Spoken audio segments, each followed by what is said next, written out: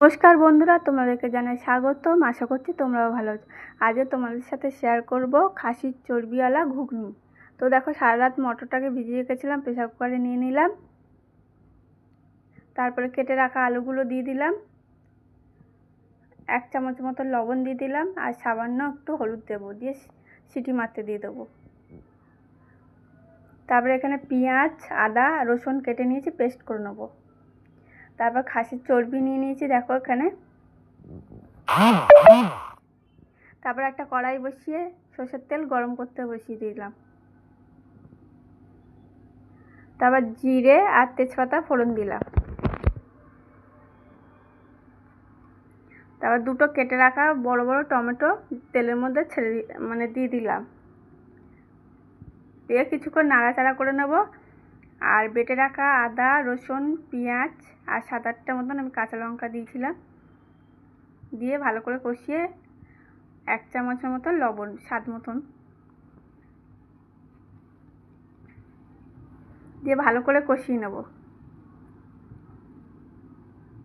তারপরে 1/2 চামচ মতন আমি হলুদ দিয়ে দিলাম,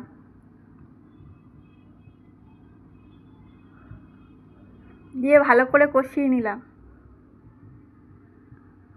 তারপর লঙ্কার গুঁড়ো আমি দিয়ে দিলাম 1 চামচের মতন, যেহেতু লঙ্কা দেওয়া আছে।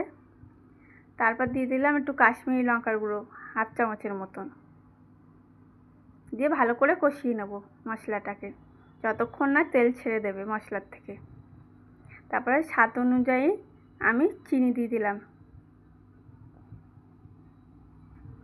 দিয়ে ভালো করে কষিয়ে নেব। দেখো, এখানে কষানো হয়ে গেছে।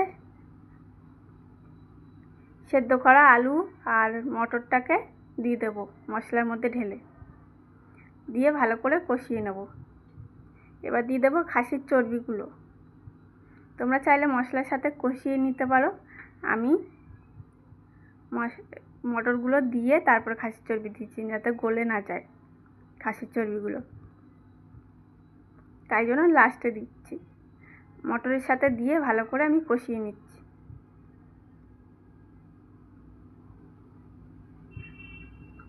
ভালো করে কষিয়ে নেব চর্বিটা দিয়ে। দেখো না, কষানো হয়ে গেছে। পরিমাণ মতন জল দিয়ে দেবো।